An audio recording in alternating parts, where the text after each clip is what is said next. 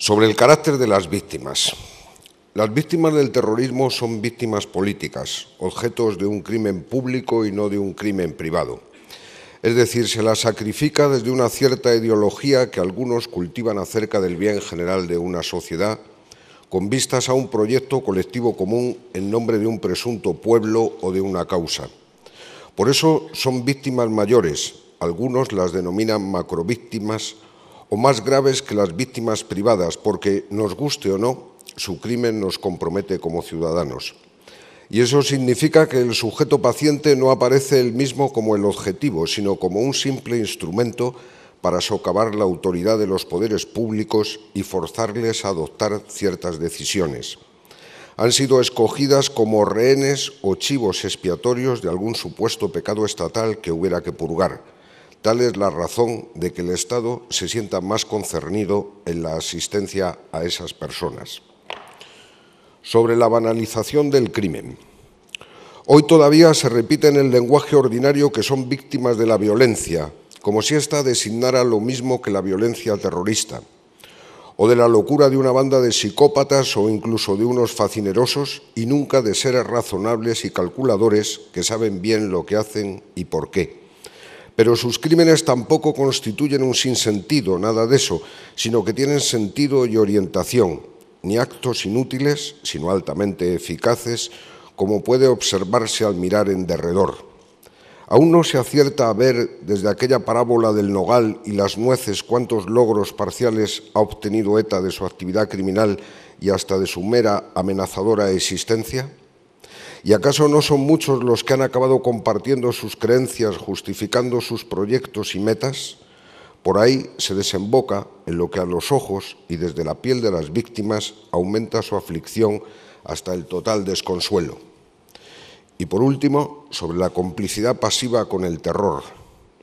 Conviene preguntarse si tantos habrían sido hechos víctimas con la misma facilidad y eficacia en caso de que sus victimarios hubieran sido desautorizados, denunciados o perseguidos con mayor empeño. Causa sonrojo tener aún que recordar que no basta solo con aborrecer de ETA y sus métodos, sino también de los muchos que les acompañan y de las creencias que alimentan a todos ellos.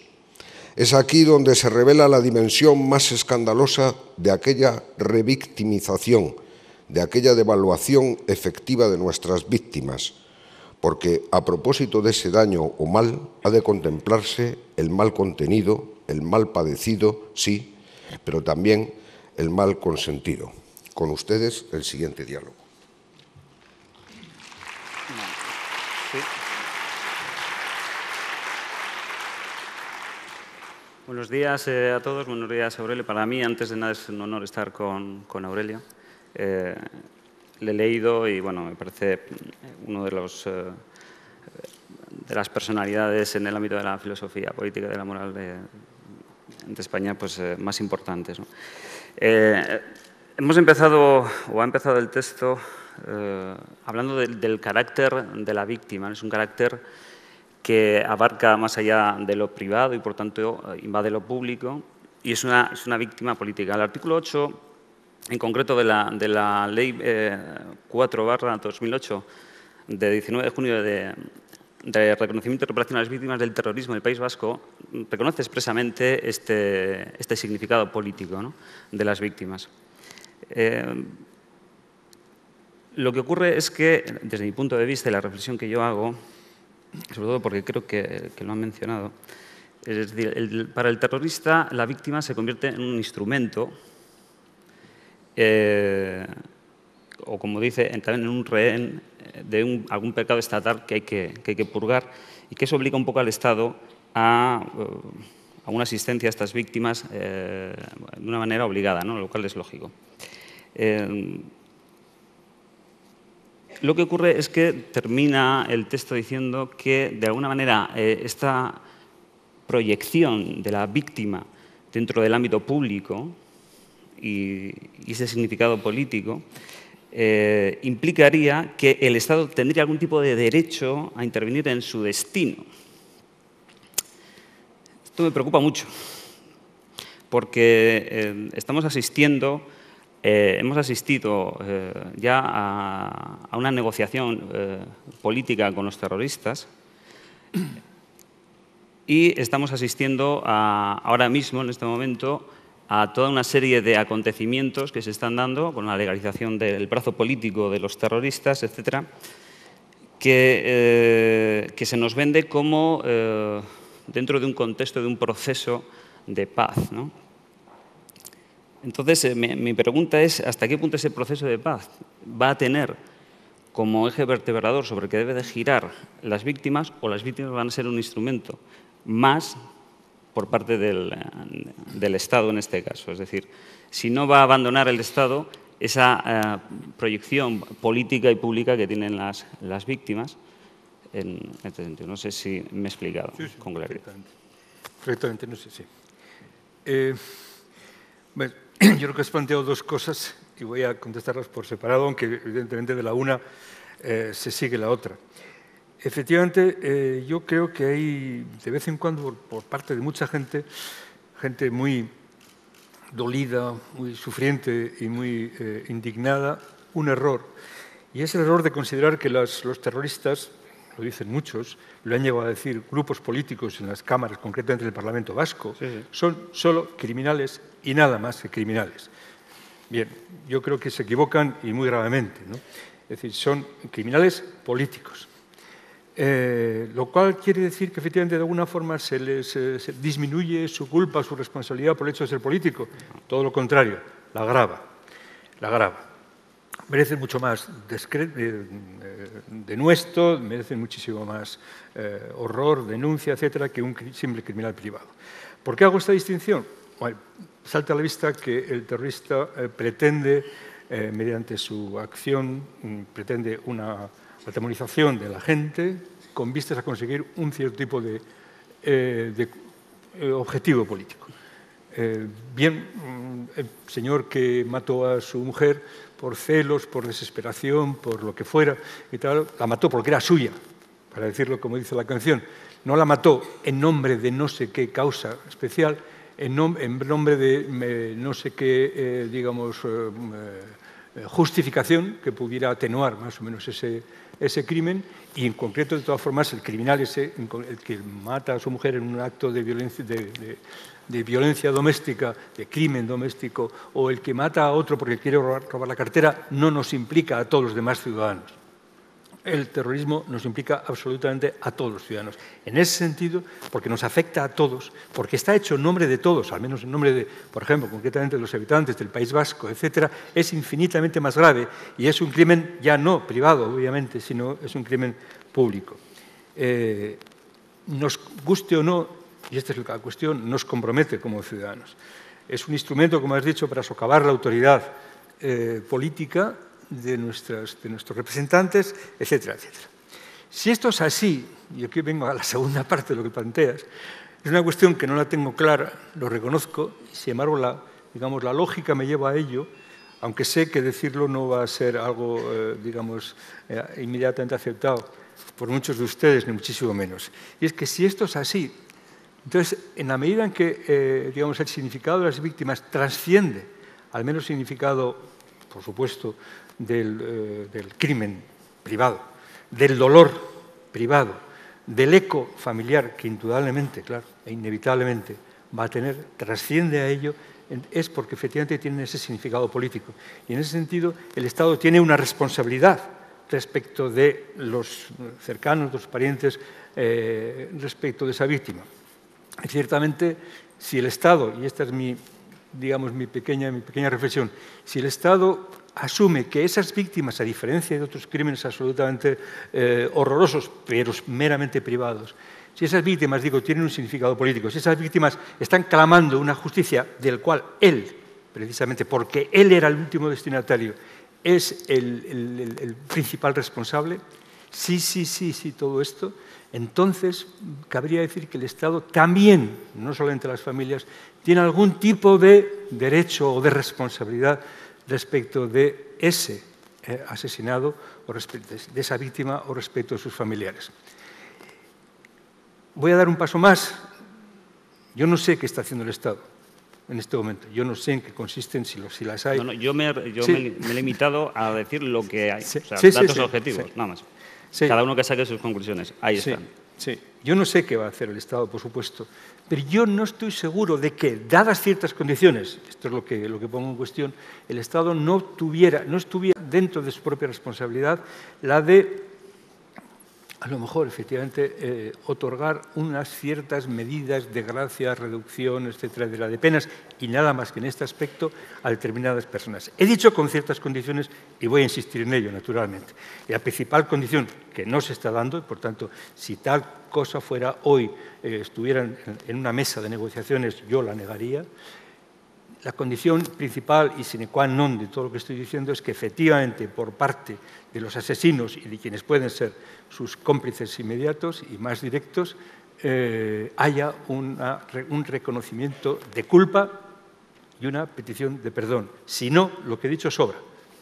Es decir, no sobra, me parece, el carácter público de la víctima y, por tanto, una especial responsabilidad por parte del Estado respecto de ellas. Pero sí sobra lo de las medidas de gracia que he dicho al final, que solamente tendrían sentido, repito, si hubiera ese gesto total de manifestación pública de su horror, de su culpa y la petición de perdón a las víctimas.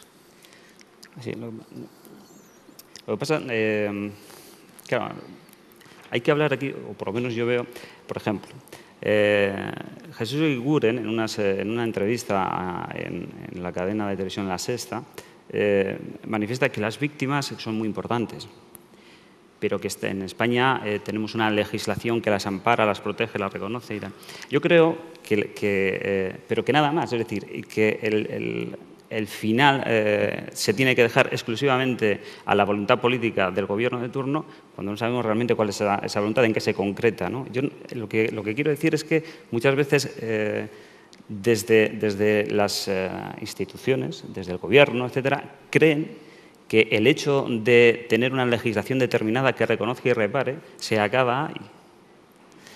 Cuando la propia ley dice otras cosas, de hablar de memoria, de dignidad, de justicia, de verdad, del derecho a la verdad, a un relato verídico de los hechos, de lo que ha pasado, ¿no? Lo que ocurre es que, claro, si dejamos al Estado que tenga tenga esa tentación, para mí es una tentación, que como le reconocemos a usted, que es una víctima, tiene un carácter público y político, nosotros también estamos concernidos, ¿no?, a asistirle, pero también tenemos cierto derecho a intervenir en su destino y déjenos a nosotros, que nosotros vamos a conseguir la paz y tal. Cuando Johan Gultan, el gran teórico de la violencia, también hablaba de que puede haber una paz negativa, ¿no? Hay paz positiva y paz negativa. Para que lo entienda mucha gente, que yo me imagino que la mayoría lo entenderán, paz negativa puede ser lo que se vivió durante el franquismo en España. Es decir, teóricamente había una paz, se vivía con tranquilidad, pero una paz negativa, había una ausencia total de libertades políticas. Y yo creo que lo que se quiere, o el proceso que se ha iniciado, va por ese camino, es decir, de conseguir una paz negativa, una paz donde haya una equiparación de víctimas, donde haya una justificación de del terrorismo de ETA. Y en ese sentido lo que te quería interpelar es, bueno, ¿cómo lo ves tú si esa tentación, o cómo se sustanciaría esa actitud del Estado hacia las víctimas? Es decir, yo creo que es... Vale, otra vez muchas cosas que no sé si... Es que es un defecto. No, es necesario, sí, es inevitable. Primera cuestión, memoria. A pesar de que es uno de los lemas de esta reunión y a pesar del uso, vamos, por otra parte, parece absolutamente claro que hay que hablar de memoria, sin embargo, la memoria tiene para mí un pequeño problema, el uso de esa palabra, y es que inevitablemente está mirando al pasado más que al presente o al futuro. Lo digo porque yo no creo que en el País Vasco, digamos, la cuestión sea principalmente de memoria, sencillamente porque los hechos son presentes.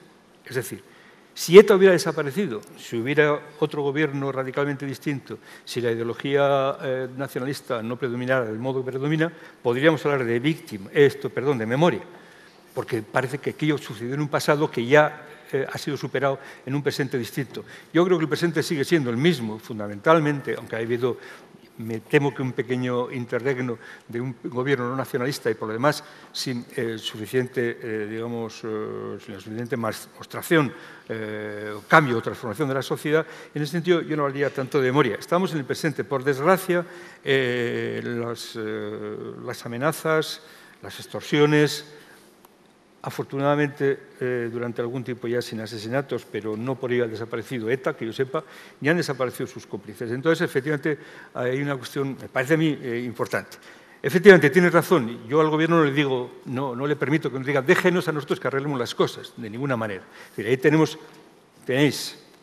todos, por múltiples vías, que estar presentes a la hora de plantear cualquier cosa que tenga que ver con un gesto que pudiera poner punto final a una banda y a una situación tras el reconocimiento de los hechos y de las culpas. En ese sentido, no estoy dispuesto, efectivamente, a entrar en una paz negativa. Tienes toda razón, completamente de acuerdo. Es más, para que quede bien claro lo que quiero decir desde el principio, vamos a ver, yo digo que no hay solo víctimas de ETA. Las víctimas son víctimas de ETA, en primer lugar, directas, etc. Luego son víctimas de unos cómplices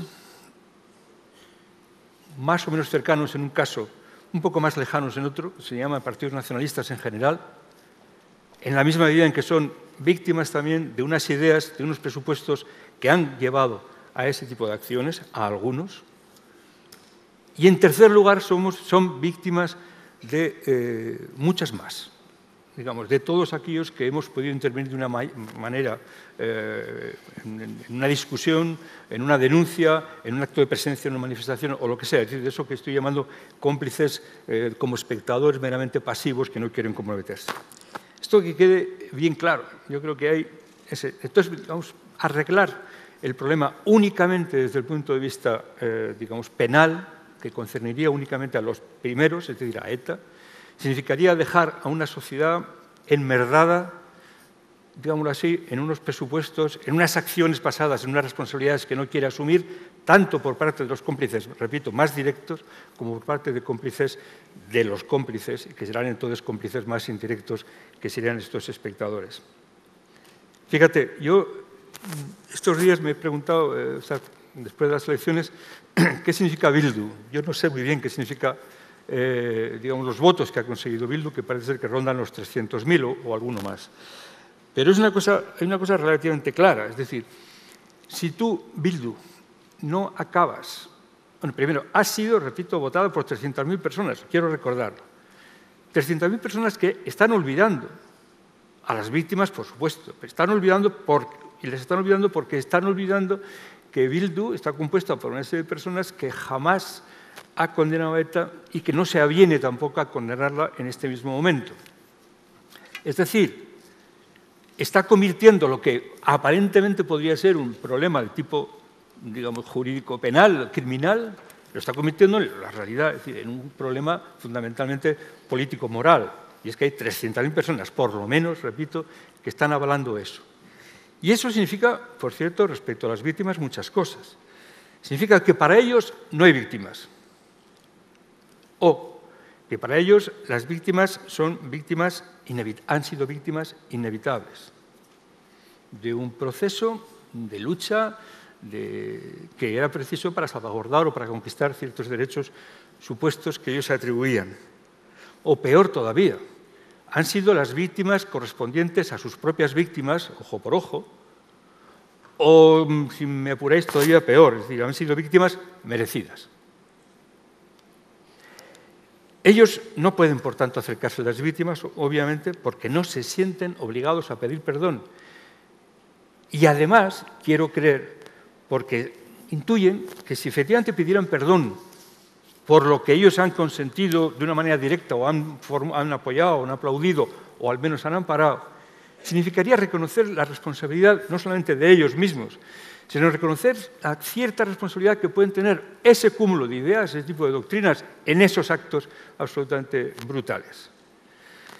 Esto es hoy una paz negativa en Euskadi, de la que ciertamente yo no espero demasiado, ¿no? Demasiado bueno. Bueno, yo por hacer un inciso un poco, por quitarle hierro al asunto, has dicho que no sabes lo que es Bildu. Yo, quizá, no sé. Un individuo, yo sí sé lo que es una persona extremadamente independiente en un partido muy dependiente. Bien, y ya por terminar con este tema, es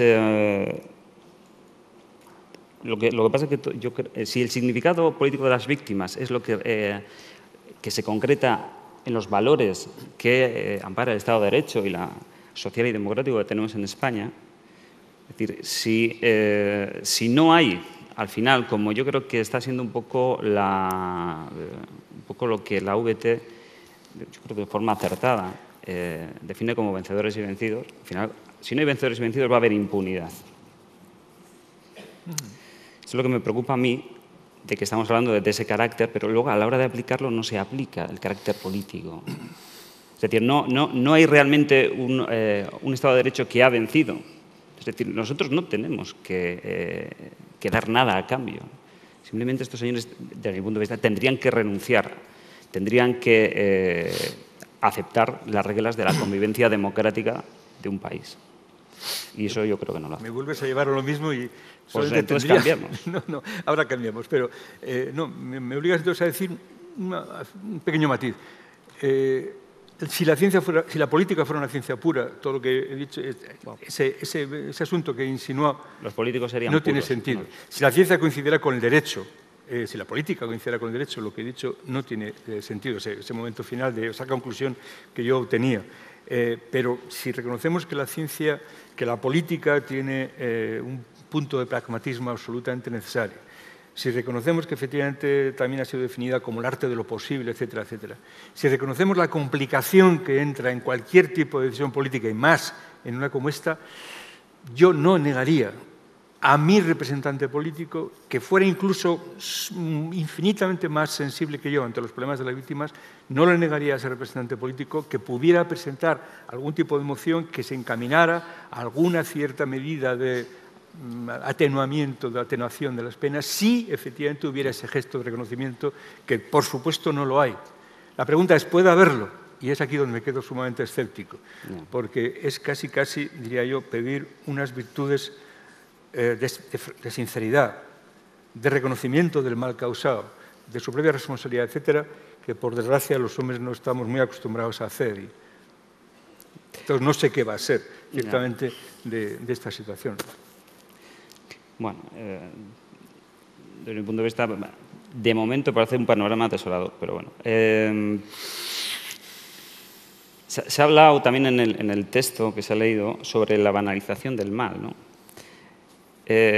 Lo que pasa es que yo creo que ya es un concepto, o la reflexión que yo hago, que igual no es nada afortunada, pero bueno. La banalización efectivamente ha existido como instrumento. Yo creo que ha estado pivotando también en el otro diálogo y tú lo has mencionado antes. Pero yo creo que es un concepto que se está difuminando en favor de otro concepto o de otro proceso psicológico que es el de la equidistancia. Es decir, hemos pasado, digamos, a que reconozcan que efectivamente estas cosas de matar a alguien, pues hombre, no está bien, pero es que mire usted, es que no nos ha quedado otro remedio, ha sido inevitable, y es que además es que hay otras víctimas, ¿no? Entonces, yo no sé cómo lo ves tú, si realmente se está pasando o ese proceso de banalización ahora se está convirtiendo en un proceso de equidistancia y también de omnicomprensión, es decir, del ciudadano en la sociedad, sobre todo en la sociedad vasca, que ha sido indiferente y que ahora lo comprende todo o intenta comprender todas las violencias. Yo creo que no es un fenómeno nuevo. O sea, yo creo, en ese punto me temo mucho que la colaboración, la complicidad de la sociedad vasca ha venido justamente, digamos, fundada, apoyada en cosas como las que estás diciendo y sobre todo en ese tipo de, en muchos casos, en ese tipo de equidistancia. Tú pasas revistas y quieres algo habrá hecho, o bien al contrario, es decir, la extrañeza, la suma, digamos, irritación también, o sorpresa, perdón, ante aquel muerto que no había hecho nada, puesto que era vasco e incluso en algunos casos hasta hablaba euskera y tal. Fíjate, si quieres, mayor banalización. Por ejemplo, el mero hecho de que constantemente se repite víctimas de la violencia. Perdone usted, víctima de la violencia es también el niño al que su padre le pega, o la novia que es golpeada en un momento dado por su novio en un momento de, yo qué sé, de desesperación, etcétera, etcétera. La violencia es una cosa muy amplia. Aquí estamos hablando de violencia terrorista, que es algo mucho más particular. O bien hablamos de una locura de la banda, que no sé qué, no mire usted, como decía el texto, no actúa de una manera loca, absurda y tal, ni muchísimo menos. Fíjate de la mano de cuántos tópicos, por ejemplo, ha ido esa banalización de la violencia terrorista, del crimen, en este caso terrorista, de tópicos que muchos todavía repiten con la mayor tranquilidad del mundo, ¿no? Aquello de que, por ejemplo, hasta el presidente del gobierno, sin ir más lejos, es decir, esto lo ha dicho muchas veces y otros muchos han repetido. Sin violencia, todos los proyectos son legítimos. Pues no. Una barbaridad. No. Es decir, puede desaparecer la violencia, sin embargo, por tanto, pueden desaparecer medios absolutamente reprobables y, sin embargo, sus fines siguen siendo fines absolutamente infundados y absolutamente injustos e ilegítimos. La violencia es algo que efectivamente hace malo a algo, pero ese algo no desaparece, o la maldad o la insuficiencia o la falta de justificación que tiene ese algo no desaparece por el hecho de que ahora pueda ser tratado de conseguir por medios pacíficos. Quiero decir, digamos, HB no es demócrata por el hecho de que diga que condena, si es que fuera así, que condena a ETA. Es decir, ser demócrata es algo mucho más difícil que ser, y mucho más largo, que ser meramente no violento, ni muchísimo menos, ¿no? Entonces hay muchísimas cuestiones, repito, que muchísimos tópicos, por ejemplo, qué sé yo, con la violencia no se consigue nada. ¿Pero quién ha dicho semejante barbaridad? Con la violencia se consigue casi todo. No digo todo porque hay muchas cosas que ciertamente, digamos, el amor de mi novia, ¿verdad?, no lo consigo con violencia. Probablemente, a no ser que le guste, que le pegue. Es decir, hay muchas cosas que no se consiguen con violencia. Pero desde el punto de vista político, sin ir más lejos, se consigue casi todo. Precisamente porque es tan eficaz, digamos, decidimos que la violencia solamente la emplee quien tenga la representación de todos y quien tenga el poder, digamos, concedido por parte de todos. Con la violencia se ha conseguido en el País Vasco muchísimo. Muchísimo, y no se ha vuelto atrás, por cierto. No se ha dicho, no, como esto se ha conseguido por la violencia, hay que devolverlo. O es que sería igual la política lingüística sin la violencia de ETA. Es que sería igual, no sé, la equiparación del Estado con una banda terrorista, como se hace por parte de muchos todavía muy claramente. Es que la desmoralización de la gente en ese país, efectivamente, la propia justificación que ha tenido ETA, que tiene ETA en este momento, o por lo menos, digamos, la ETA civil, para entendernos, digamos, eso no es un acto, no es la mostración de una eficacia absolutamente perversa. ¿Cómo se puede decir todavía, y esto es otra forma de condenar, de banalizar absolutamente el crimen, justamente la equiparación que tú acabas de decir entre los unos y los otros, cómo se puede decir eso de que condenamos la violencia, venga de donde venga? Yo no condeno por principio la violencia del Estado, por principio digo.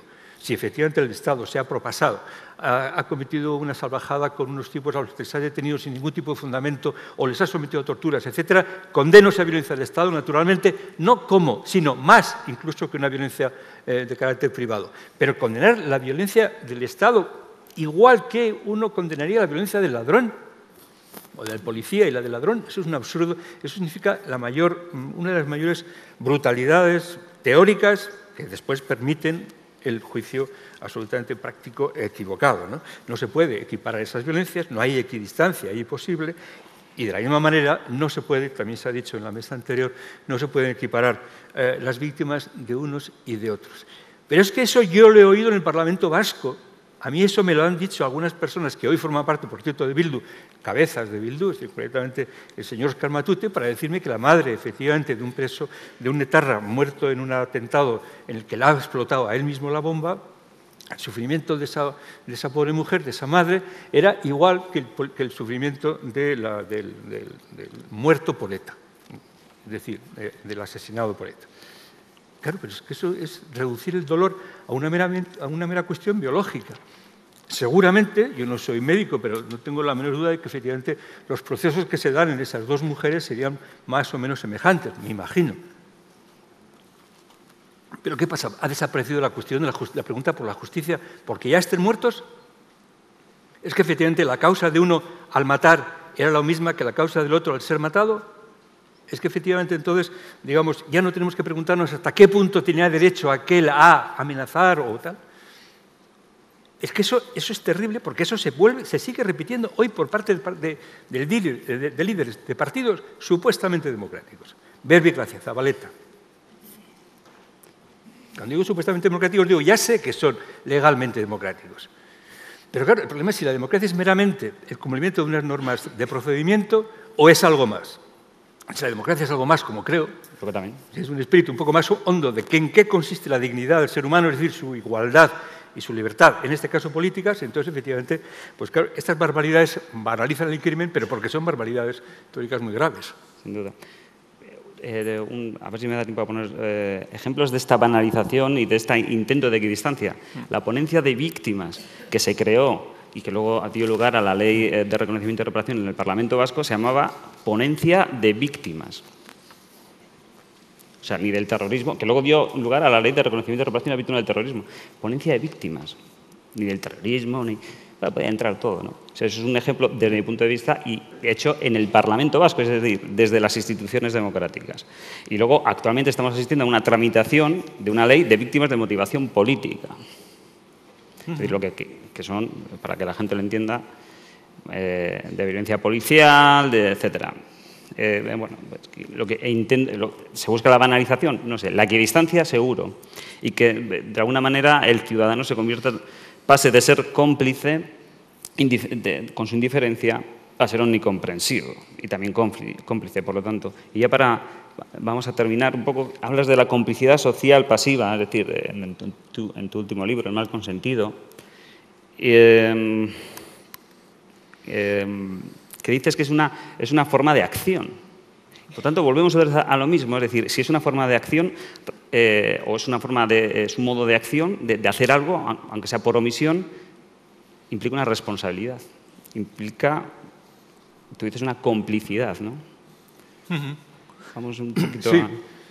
Es decir, ¿seríamos responsables o sería responsable esa sociedad que yo creo que sigue igual? Vamos, ¿para qué vamos a engañarnos? Sí, yo sí lo creo y de hecho, como sabes, escribí un libro sobre esto reciente. Sobre el otro, fíjate, una banalización, digamos, del terrorismo consiste en hablar indistintamente de terrorismo o de terrorismo, es decir, terrorismo político o terrorismo doméstico, terrorismo turístico, terrorismo, digamos, sensacionalista, etcétera, etcétera. Claro, si decimos que todo eso también es terrorismo, cometemos un error. Eso no se puede llamar terrorismo. Y segundo, pero de paso, y a la inversa, desvirtuamos qué es realmente terrorismo. Pero, en fin, eso era un pequeño paréntesis. Respecto a lo que has dicho, a mí eso me obsesiona. El problema de la complicidad pasiva, silenciosa, implícita, tal, cobarde, en último término, de los que no somos ni verdugos, ni somos víctimas, y somos espectadores. Eso sí, porque lo que no podemos es evitar ser espectadores. Y me parece muy claro, es decir, ojalá en nuestra existencia no nos toque el papel de verdugo, aunque seguramente haremos daño muchas veces de una manera más o menos impremeditada. Ojalá, pero no lo puedo decir delante de ustedes, ojalá no nos toque la situación que a ustedes, a muchos de ustedes les ha tocado, la de ser víctimas. Pero inevitablemente vamos a ser espectadores. Y ahí está la pregunta que yo me hago, es decir, ¿cuál es el tipo de responsabilidad que tenemos? O sea, ¿hasta qué punto la no acción es acción? En el sentido de que un no hacer es, en casos como estos, un dejar hacer o un dejar que algo sea, etcétera, etcétera. Es decir, no impedir que algo no sea, estando naturalmente con capacidades para poder hacerlo, para poder contribuir a ese impedimento, digamos, a ese obstáculo para esa acción terrorista, evidentemente es una responsabilidad. Y es una responsabilidad, a mi juicio, absolutamente clara. No es una responsabilidad, digamos, de colaboración activa, pero sí lo es, en cualquier caso, de colaboración pasiva.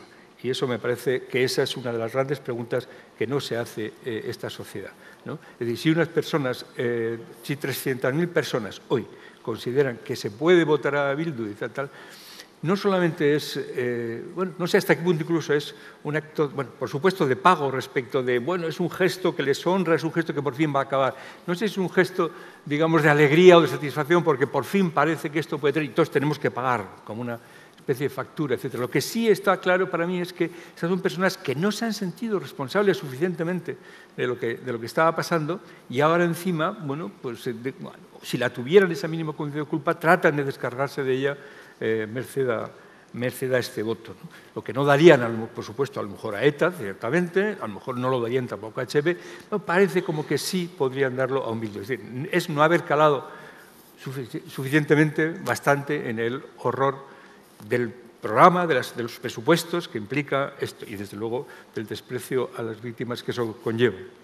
Se nos acaba el tiempo, pero yo, con respecto a la complicidad pasiva de parte de esta sociedad, ¿hasta qué punto es importante que representantes de esta sociedad mediática, que es una sociedad mediática donde los medios de comunicación están continuamente bombardeándonos con imágenes, por ejemplo, la actitud de artistas, de músicos, de deportistas que tienen ese liderazgo mediático y que en cierta medida son un espejo para mucha parte de esta sociedad, que no sean, desde luego en el País Vasco, desde luego a favor de las víctimas, yo no conozco, salvo el pelotari que no me acuerdo ahora el nombre, pero vamos, se ha presentado como concejal por el Partido Popular. Yo no conozco ningún deportista en el País Vasco que haya hecho una manifestación a favor, una manifestación verbal o una actitud, tengo una actitud a favor de las víctimas del terrorismo, y en cambio sí ha habido deportistas vascos a favor de la legalización de Bildu, de los presos, etcétera, ¿no?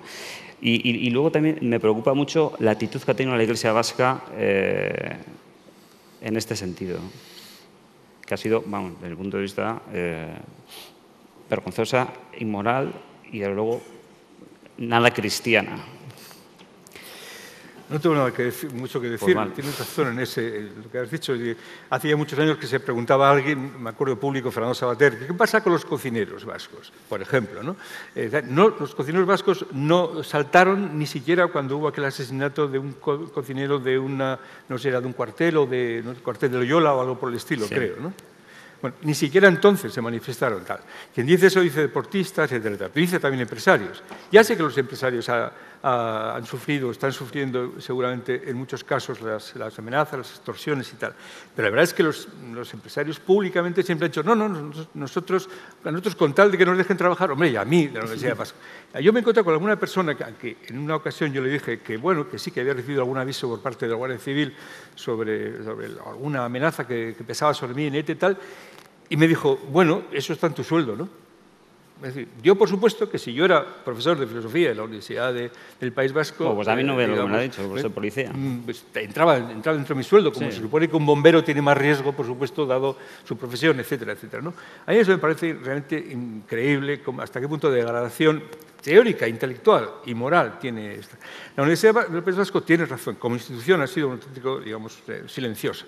Eso está muy claro, con responsabilidades muy graves por parte de muchas personas que no solamente han sido de HB, sino que claramente para muchos serían claramente de ETA, ¿no? O bien que han hecho la defensa más auténticamente a ultranza de las ideas de ETA, etcétera, etcétera.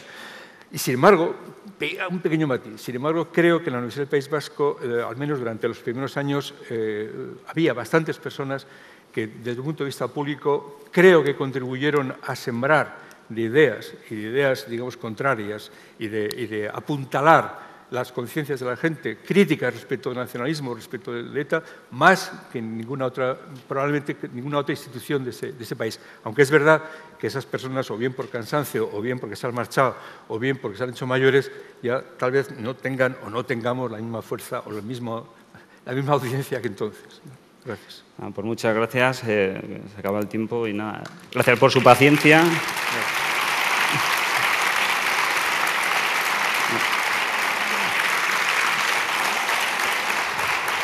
Bueno, enhorabuena.